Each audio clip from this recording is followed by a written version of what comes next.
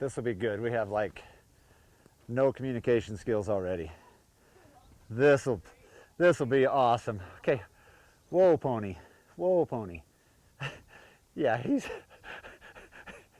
whoa, whoa pony, whoa pony. Oh, we're gonna need some. What's that motion sickness stuff? Oh, yeah. Like on cruise ship, something. This guy doesn't know. He's not gonna know how to hold still at all. Okay, we'll just start because I don't know if I'm gonna. All right, wait. I gotta wait till he stops.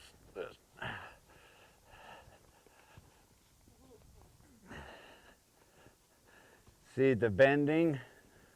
That's what he doesn't know how to do, and that's why this is gonna be kind of a mess here.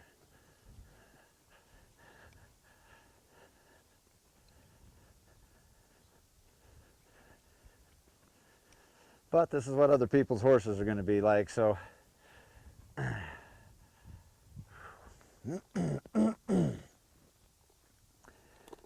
thank you. All right, we're going to have to just start with whatever we got.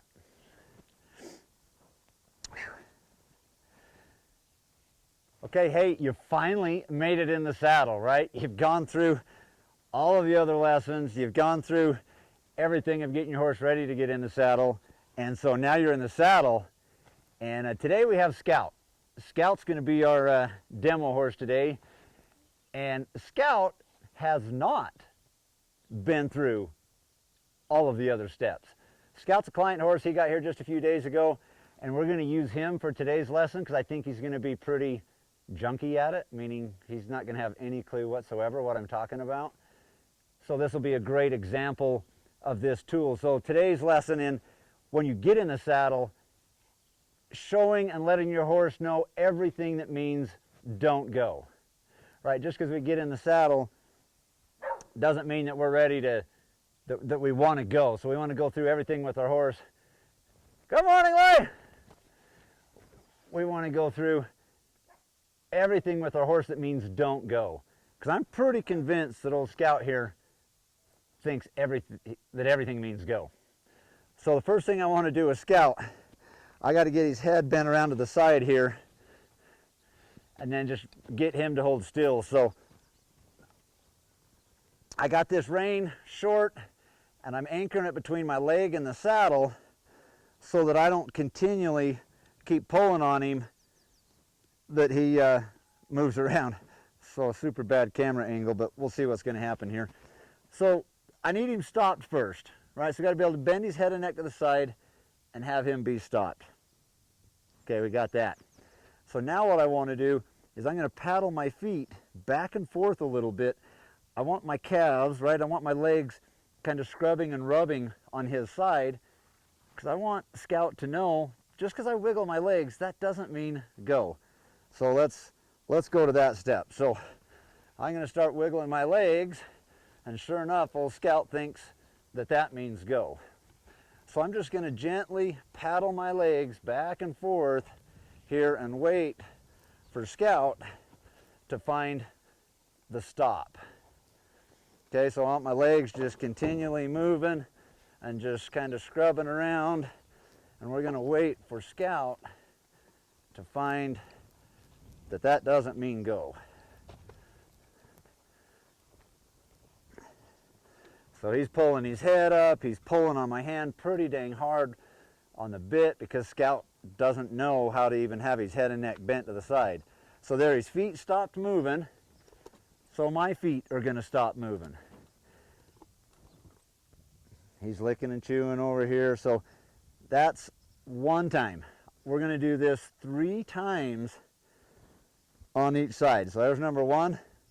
We'll go number 2. My feet are paddling. He starts to move. I'm going to just paddle until he can stop.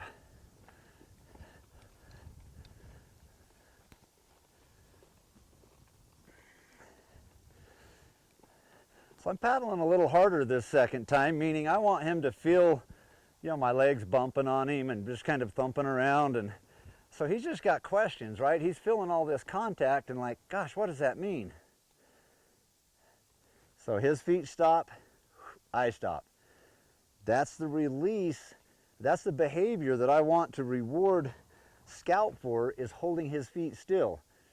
So pressure is my feet moving, and then the release of pressure is when his feet stop moving. Then I'm going to release pressure. And I'm going to keep him bent to the side, and we're just going to sit here. Right? I'm going to let him have just a moment or two right here, because I want his mind putting together. Just because he feels movement up here doesn't mean go. And it's not that Scout is trying to really overachieve and be a great horse and say, hey, let's go do some stuff. Scout's mind is tense. He's kind of stressed. He's kind of anxious. So any little touch bumps him into moving. His mind is not relaxed and down-regulated enough that he can just hold still on his own without, with some pressure. So, okay, that was number 2. So we're going to go the third time with him bent to the right side. Paddle my feet. There he goes. So I'm just going to paddle. And I'm going to paddle kind of harder this time, right? This is the third time. So I'm really going to let my feet kind of bounce around. I'm going to go back by his flanks, up by his shoulders. And there his feet stopped. So my feet stop. Fantastic. That was 3 times bent to the right. So now I'm going to let his head out. We're just going to sit here a minute and let him just really mentally fully recover, meaning I don't want to just jump right back into this other side. Let's just hang out a minute here. I'm going to watch his ears. Is he alert to everything around, or does he get these soft ears? This means his mind is much more relaxed. He's just more mentally right here, which is exactly what I want. I want him mentally just totally tuned into me. So we're just going to give him a moment here, right? He's already licked and chewed. We just want some time for that dopamine and serotonin to start doing their jobs, changing his neurochemical state of mind. So again, these are some neurochemical exercises, some neuro exercises that we're doing in Scout's mind here, that just because he feels movement doesn't mean he needs to move or he needs to go. It's his tension, his anxiousness that gets his feet to move. So we want to get that out. We want him to feel totally comfortable with us up here in the saddle.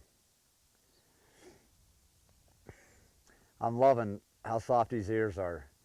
His head is down. His body feels pretty good, meaning he's not worried about that horse and that horse over there and that car that goes by. He's feeling like he's pretty right here with me. All right, so now we're going to go to the left side. We're going to reach down, get a pretty short lead on this rein, bring this in, and I just want to hold it right here between Levi and leather, right between my pants and my saddle. And I'm anchoring my hand down right here, because as you get anxious, right, and your horse might be moving around, your instinctive, if you kind of get in fight-flight mode, if you're getting nervous, your arms will start pulling up here, just out of anxiousness. I don't want to pull anymore on him. I've got it set. There's the boundary. I'm going to lock my hand, lock my elbow, and I'm just going to sit here, pinky towards the bit, right? I'm not grabbing on like this. I'm not grabbing the rein and locking it in my fingers. Pinky around the rein towards the bit, because I want to feel how much bit pressure he's pulling on me on this pinky. All right, I'm going to set that down, sit right here, and then I'm going to start paddling my feet. There he goes. So I'm just going to paddle until his feet stop, however long that takes. So Scout's got a few issues with this. One, he's not comfortable with his head and neck bent to the side. There's my licking and chewing. So right, his feet stopped, I stop. If your horse doesn't move when you start paddling, you only need to paddle for 3 to 5 seconds.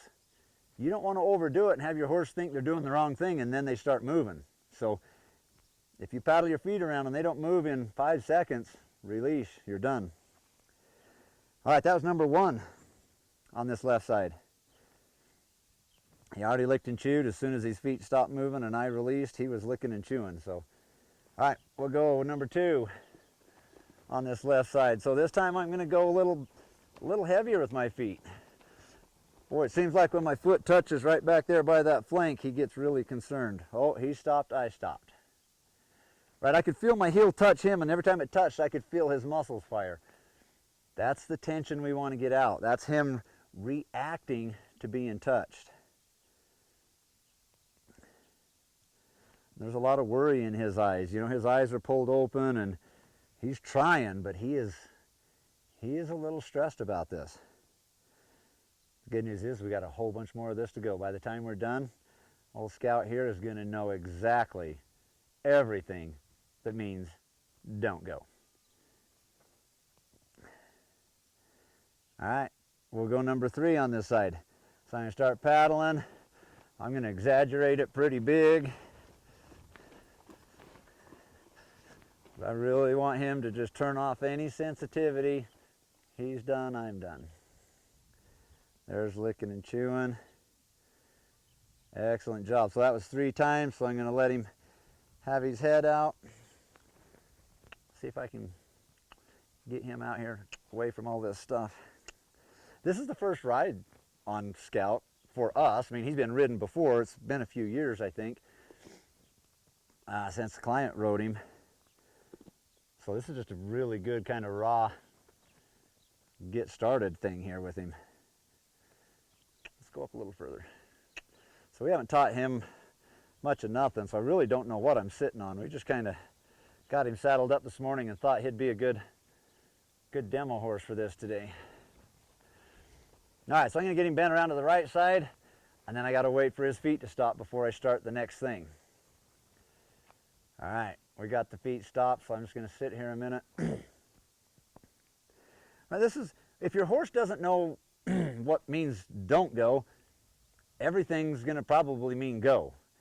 And so if you get in the saddle and your horse is immediately walking off,